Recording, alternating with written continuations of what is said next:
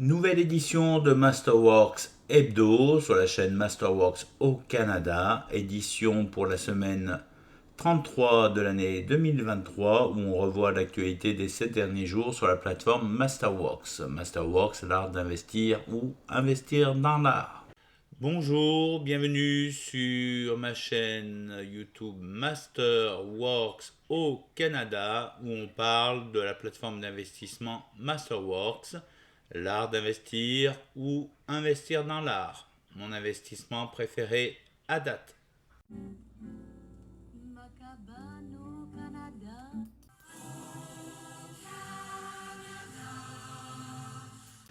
Et on commence par une première œuvre qui nous a été proposée cette semaine, en tout début de semaine, Ayako Rukaku, né en 1982 au Japon.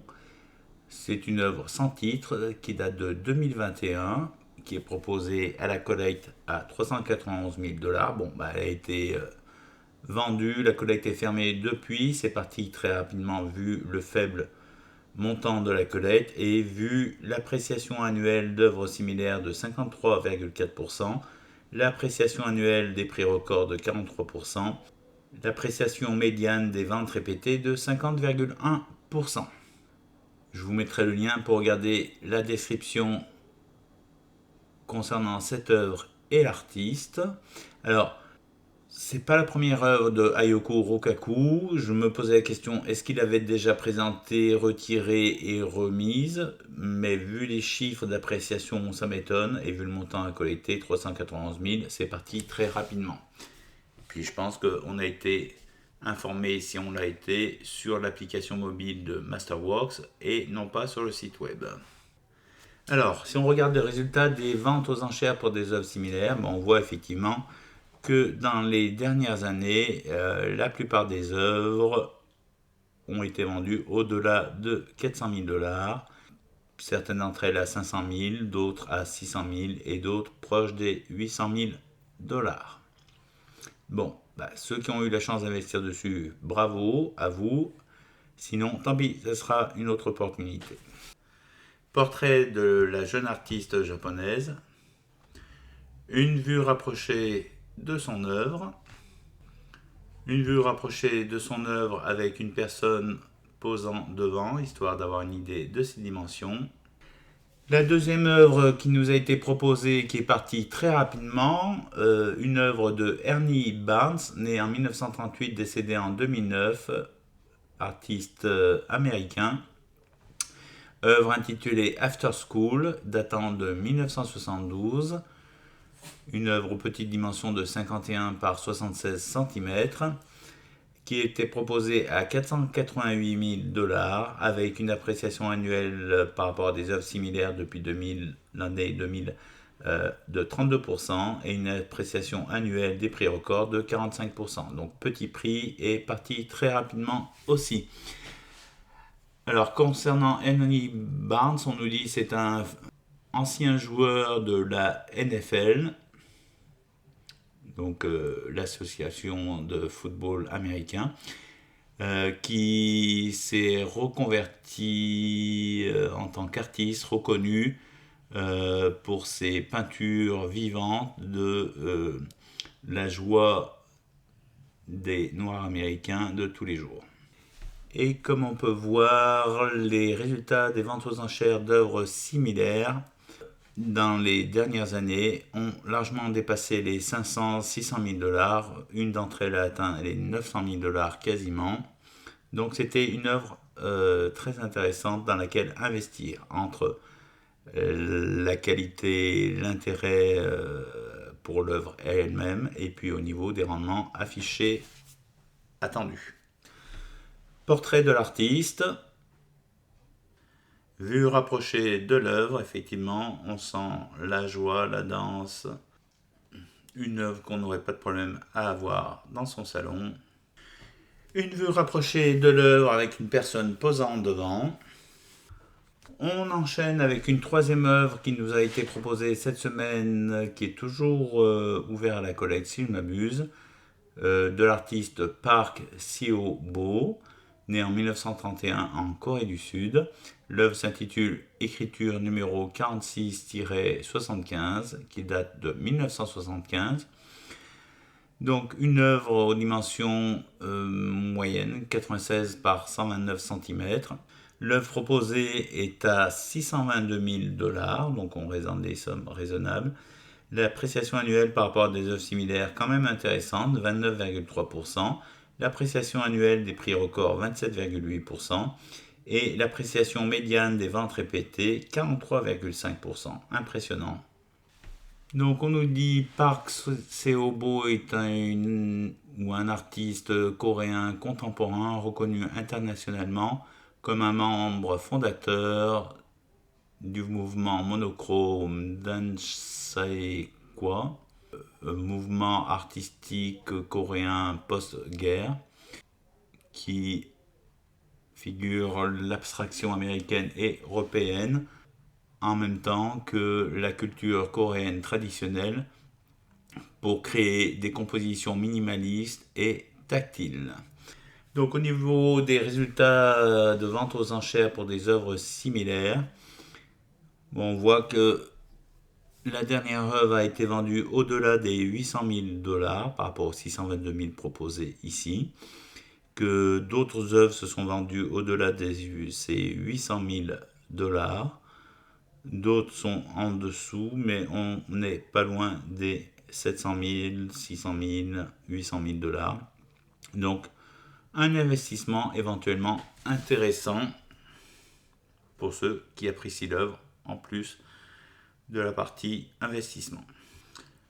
Portrait de l'artiste d'un certain âge, 92 ans. Vue rapprochée de son œuvre, ça ne doit pas rendre grand chose en photo, mais on voit la texture, on sent les reliefs. Vue rapprochée de son œuvre avec une personne posant devant. Donc, œuvre aux dimensions quand même qui commence à être conséquente. Et on termine par la dernière œuvre que j'ai notée au cours de ces 7 derniers jours sur Masterworks, parce qu'ils ont sorti aussi des anciennes collègues qu'ils avaient suspendues et remis en route. Donc la dernière œuvre, c'est Lynette Yadom Boaki. Je pense qu'on a déjà eu une œuvre d'elle, de cet artiste, il n'y a pas si longtemps que ça. Artiste né en 1977 au Royaume-Uni. L'œuvre s'intitule Kingfisher, elle date de 2011. C'est une huile sur toile d'une dimension de 99 par 68 cm. On nous dit Lynette Yadom Boaki est une peintre renommée internationalement et une poète. Mieux connue pour ses portraits mystérieux de personnes black, imaginaires, dans un environnement obscur, sans environnement historique. Donc l'œuvre nous est proposée à 411 000 $, petit montant aussi, avec une appréciation annuelle d'œuvres similaires de 29,7%, une appréciation annuelle des prix records de 41% et une appréciation médiane des ventes répétées de 24%. Donc là, c'était une belle semaine pour les œuvres proposées à des petits prix avec de gros rendements, sauf que c'est parti très vite pour certaines d'entre elles. Si on regarde les résultats de vente aux enchères pour des œuvres similaires, on voit que dernièrement, plusieurs œuvres ont été vendues au-delà des 100 000 $. Il n'y a que en 2021-2022 que certaines œuvres se sont vendues au-delà des 400 000 $, mais la plupart sont aux alentours de 100 000, 200 000 $. Donc c'est un pari à prendre sur l'appréciation des œuvres de cet artiste et la montée en puissance de sa cote sur le marché de l'art. Nous voici sur le site web de Masterworks, masterworks.com. Alors si on passe rapidement sur ce qui reste proposé, on a toujours le CC Brown qui est revenu Where There Are No pour 3 millions. On a toujours le Christine A. Joe à 1 138 000. Les deux sont à 99% de collecte. On a toujours le Kerry James Marshall, 42% de collecte, mais 4 331 000 dollars, 4 331 000 dollars à collecter, ça fait une somme.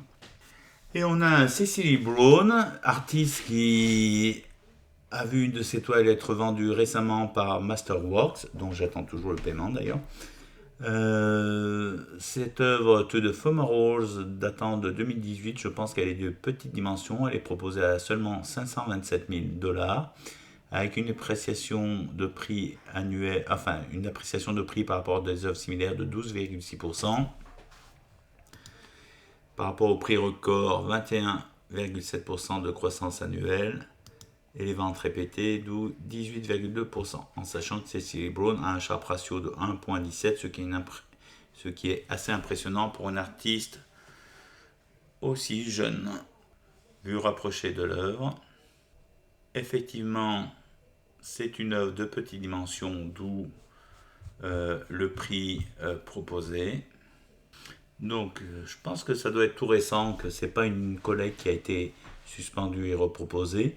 Cecily Brown proposée pour 527 000 dollars, 12,6% d'appréciation par rapport à des œuvres similaires, d'appréciation annuelle, 21,7% par rapport de croissance annuelle par rapport au prix record et 18,2% d'appréciation médiane vente répétée, 58 par 78 cm.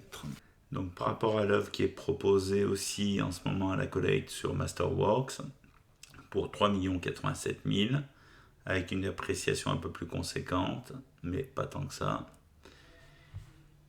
Weather Arno 2013, donc de 1,70 m par 2,11 m, donc beaucoup plus grande. Effectivement, les dimensions sont quelque peu différentes, d'où la différence de prix aussi. Voilà, c'est tout pour ce Masterworks Hebdo de la semaine 33. Portez-vous bien. Ciao, bisous.